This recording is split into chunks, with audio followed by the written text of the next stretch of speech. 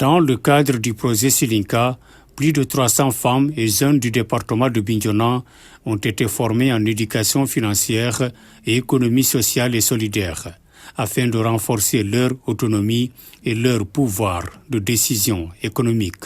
Aujourd'hui, nous démarrons une nouvelle vague de formation avec comme premier module l'économie sociale et solidaire, l'éducation financière. Donc c'est juste pour asseoir tout ce que nous allons faire après, parce qu'il y a 12 autres modules qui vont venir, dont la transformation des fruits et légumes, la pâtisserie, la confection de sacs, les cosmétiques et beaucoup d'autres.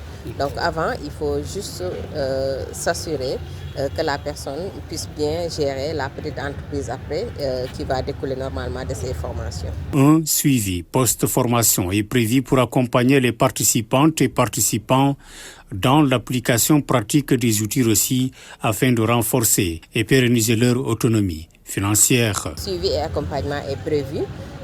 Et dans ce sens, non seulement nous allons aller vers la formalisation de ceux qui ne sont pas encore formalisés, mais aussi nous allons aller vers la création de coopératives et la création d'ateliers pratiques pour les formations que nous allons dérouler, pour que les gens puissent tout de suite après être opérationnels. Nous allons aussi, dans le cadre du suivi, ouvrir de petits ateliers, je l'ai déjà dit, donc ici à Bignona comme dans les communes. Nous allons aussi contractualiser ou bien signer des partenariats avec les collectivités territoriales des 19 communes, mais aussi avec le conseil départemental de Bignona. Ça, c'est dans le cadre du suivi. C'est vrai que Silinka, dans son objet, a comme cible les femmes et les jeunes, mais il faut aussi avouer que nous avons plus travaillé jusque-là avec les femmes, et ça continue. Et dans cette formation, nous ciblons, il faut le dire, 3000 personnes, mais à travers toute la région, c'est-à-dire les 3 départements.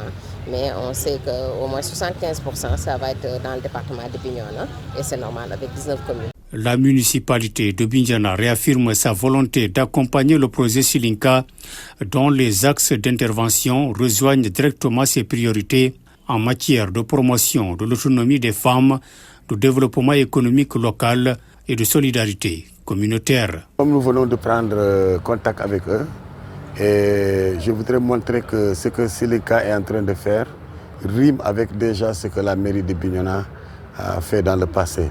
Aujourd'hui, ce n'est qu'un élément qui vient s'ajouter à ce que nous sommes en train de faire. Donc, sur ce plan, nous ne ménagerons aucun effort dans le sens d'accompagner Silinka à travers Madame Tchare Penda, que nous saluons de passé. Les conseiller d'aller dans le sens de minoriser un peu leurs dépenses dans des festifs qui ne rapportent rien. Il ne faut pas qu'on les capacite, après les laisser se retourner encore à la case de départ.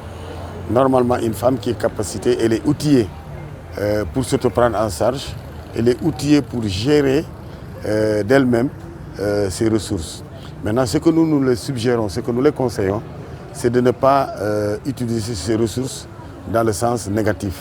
Il faut qu'ils investissent toutes les ressources qu'elles parviennent à régénérer dans le bon sens. Quand je dis dans le bon sens, de les investir pour qu'elles puissent demain être autonomes. Mais régorger ou bien avoir des ressources puis les investir ailleurs, c'est vraiment une perte. Donc nous les encourageons à s'investir davantage et à entreprendre, entrer et prendre, avoir le courage, n'est-ce pas, de s'engager dans les associations. À Bignona, des milliers de femmes ont choisi de se faire former pour mieux entreprendre. Avec l'appui du projet Silinka, l'autonomie n'est plus un rêve lointain, mais un objectif à portée de main.